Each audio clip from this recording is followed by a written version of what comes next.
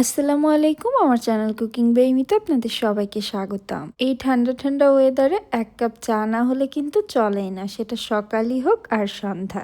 আর চায়ের সাথে বিস্কিট তো মাস্ট, সেটাও যদি হয় ঘরে তৈরি করা তাহলে তো কথাই নেই। এই বিস্কিটগুলো দেখতে যেমন অসম্ভব সুন্দর, খেতে কিন্তু তার থেকেও অনেক বেশি মজা।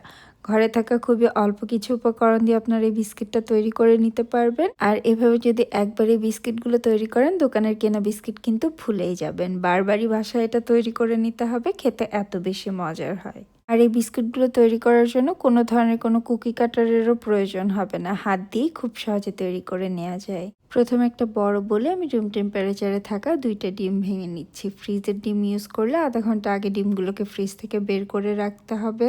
এর সাথে দিয়ে দিয়েছি হাফ কাপ চিনি। এখন ডিম আর চিনিটাকে খুব ভালোভাবে হ্যান্ড উইস্ক দিয়ে মিক্স করে নিচ্ছি। ততক্ষণ মিক্স করতে হবে যতক্ষণ না চিনিটা পুরোপুরি গলে যায়। আপনারা চাইলে কিন্তু এই কাজটা ব্লেন্ডারের জারেও করে নিতে পারেন, তাতে খুব দ্রুত হয়ে যাবে। আর চিনিটা যখন পুরোপুরি গলে মিশ্রণটা কিছুটা ফ্লাফি হয়ে এসেছে, এ পর্যায়ে দিয়ে দিচ্ছি 1/3 কাপ সয়াবিন তেল। 1 চা চামচ দিয়ে দিচ্ছি ভ্যানিলা এসেন্স। ভ্যানিলা এসেন্সটা দিলে এটা তার ডিমের কোনো এক্সট্রা গন্ধ থাকবে না। এখন এটাকে আবার খুব ভালোভাবে মিশিয়ে নিচ্ছি। সব কিছুকে ভালোভাবে মিশিয়ে নেওয়ার পর এখন এর সাথে ময়দা অ্যাড করব। আমি এখানে প্রথমে 1.5 কাপ ময়দা দিয়ে দিচ্ছি আর খুব সামান্য একটু লবণ দিচ্ছি। দিয়ে এখন এটাকে খুব ভালোভাবে মেখে একটা মোটামুটি মিডিয়াম সফট ডো তৈরি করে নিব। যে পরিমাণে ময়দা ইউজ করেছি তাতে কিন্তু ডোটা তৈরি হবে না, আমি অল্প অল্প করে ময়দা অ্যাড করে ডোটা তৈরি করে নিব। একবারে বেশি করে না দিয়ে অল্প অল্প করে ময়দা দিয়ে ডোটা তৈরি করলে একটা পারফেক্ট ডো তৈরি হবে। আর আমি তৈরি করার পরে বলে দিচ্ছি আমার কতটুকু ময়দা লেগেছে। প্রথমে 1.5 কাপ ময়দা দিয়েছি, আমি এখানে মোটামুটি আরও 1 কাপের মতো ময়দা অ্যাড করেছি, তবে আপনাদের কিন্তু কম বেশি লাগতে পারে। ডোটা কিন্তু তৈরি হয়ে গিয়েছে। আর আজ বিস্কিটগুলো যেহেতু 2টা ফ্লেভারে তৈরি করব, চকলেট এবং ভ্যানিলা, সেজন্য আমি ডোটাকে সমান 2টা ভাগে ভাগ করে নিয়েছি। একটা পোর্শন একটা সাইডে রেখে দিয়েছি আর আরেকটা পোর্শনের সাথে আমি কোকো পাউডার অ্যাড করে নিচ্ছি। আমি এখানে 1.5 টেবিল চামচের মতো কোকো পাউডার অ্যাড করেছি। ডোটা কিন্তু বেশ সফট আছে, সেজন্য আমি খুব ইজিলি এই কোকো পাউডারটাকে এটার সাথে অ্যাড করে নিতে পারছি। তবে যদি আপনাদের কাছে কিছুটা শক্ত মনে হয়, সেক্ষেত্রে খুব সামান্য একটু তরল দুধ অ্যাড করে নিতে পারেন। কোকো পাউডার দিয়ে এটাকে ভালোভাবে মেখে নেওয়ার পর এখন এখান থেকে ছোট ছোট বলের মতো তৈরি করে নিচ্ছি। এই বলগুলোকে কিন্তু খুব বেশি বড় করে তৈরি করা যাবে না, একটু ছোট করেই তৈরি করতে হবে। আমি সম্পূর্ণ ডো থেকে অনেকগুলো বল তৈরি করে নিয়েছি। ঠিক যতগুলো চকলেটের ডো থেকে বল তৈরি করবেন, ভ্যানিলার ডো থেকেও ঠিক ততগুলোই বল তৈরি করে নিতে হবে। আমি 2টা ডো থেকেই সমানভাবে বলগুলো তৈরি করে নিয়েছি, তারপর হাত দিয়ে একটু স্মুথ করে নিয়েছি বলগুলোকে। এখন একটা করে বিস্কিট তৈরি করে নিব। প্রথমে যে ভ্যানিলা ডোটা তৈরি করে রেখেছিলাম সেখান থেকে আমি একটা বল নিয়ে নিয়েছি, সেটাকে হাত দিয়ে ভালোভাবে গোল করে এরকম বাটির মতো একটু চ্যাপ্টা করে নিচ্ছি।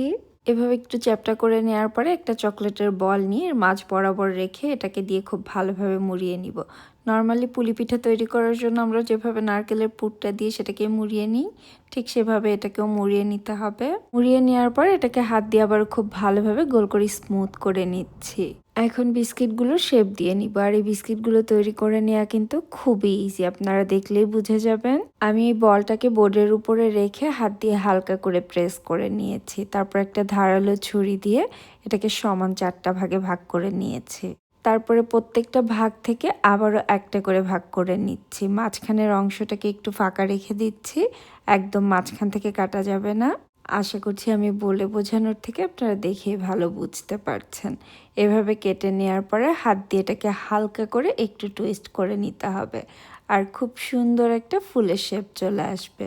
এরকম যে পাপড়ির মতো শেপ চলে এসেছে, একটার উপরে একটা পাপড়ি রেখে হালকা করে প্রেস করে নিতে হবে। খুব বেশি মোটা করা যাবে না, বিস্কিটগুলো মিডিয়াম থিকনেসে তৈরি করে নিতে হবে। তারপর আপনারা চাইলে কিন্তু এই ফুলের পাপড়িগুলোকে এরকম রাউন্ড শেপেও রাখতে পারেন, তবে আমি মাথাগুলোকে হাত দিয়ে একটু প্রেস করে দিচ্ছি, এতে খুব সুন্দর একটা ফুলের শেপ চলে আসছে। আর ঠিক এর মাঝ বরাবর আমি কিছুটা পেস্তা বাদাম কুচি দিয়ে দিয়েছি, এতে এটা দেখতে আরও অনেক বেশি ভালো লাগছে। তবে দিতে না চাইলে না দিলেও চলবে। এই তো একটা বিস্কিট কিন্তু তৈরি হয়ে গিয়েছে। আর একইভাবে আমি বাকি সবগুলো তৈরি করে নিয়েছি। এখন এগুলোকে বেক করে নেওয়ার পালা।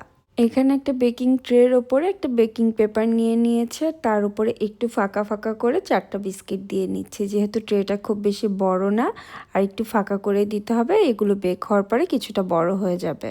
আর বিস্কিটগুলো আজ আমি চুলায় বেক করে নিব। চুলায় একটা বড় পাতিলে ভেতরে বেশ খানিকটা লবণ দিয়ে একটি স্টিলের স্ট্যান্ড বসিয়ে এটাকে ঢাকনা দিয়ে ঢেকে আমি 10 মিনিট প্রিহিট করে নিয়েছি। এখন বিস্কিটের ট্রেটাকে ভিতরে বসিয়ে দিয়েছি আর চুলার আঁচটাকে মোটামুটি মিডিয়াম লোতে রেখে এটাকে 15 থেকে 18 মিনিটের মতো বেক করে নিব। টাইমটা কিছুটা কম বেশি লাগতে পারে। আমি এগুলোকে 18 মিনিটের মতো বেক করে নিয়েছি। দেখে নিশ্চয়ই বুঝতে পারছেন খুব সুন্দর একটা কালার চলে এসেছে। এগুলোকে হাত দিয়ে একটু চাপ দিলেই কিন্তু বুঝতে পারবেন যে বিস্কিটগুলো বেক হয়েছে কিনা। যদি হাত দিয়ে চাপ দেওয়ার পর এটাকে নরম মনে হয় তাহলে আরও কিছুক্ষণ বেক করে নেবেন। আমি একইভাবে সবগুলো বিস্কিট তৈরি করে নিয়েছি। আর আপনারা চাইলে কিন্তু এগুলোকে ওভেনেও একইভাবে বেক করে নিতে পারেন। বিস্কিটগুলো দেখতে যেমন সুন্দর, খেতেও কিন্তু অসম্ভব মজার। আর বাচ্চারা যেহেতু বিস্কিট এমনিতেও খেতে পছন্দ করে, বাসায় কিন্তু স্বাস্থ্যকরভাবে বিস্কিটগুলো আপনারা তৈরি করে দিতে পারেন। তারাও দেখে খুশি হয়ে যাবে। আর চায়ের সাথে তো একদম পারফেক্টভাবে জমে যাবে। এখন এগুলোকে একটা এয়ারটাইট কন্টেনারে ভরে বেশ অনেক দিন পর্যন্ত এগুলোকে সংরক্ষণ করেও রাখতে পারবেন। আমি আশা করছি রেসিপিটি আপনাদের ভালো লেগেছে। আর ভালো লেগে থাকলে লাইক, কমেন্ট এবং সাবস্ক্রাইব করতে ভুলবেন না। সবাই অনেক বেশি ভালো থাকবেন আর আমাদের জন্য দোয়া করবেন। আল্লাহ হাফেজ।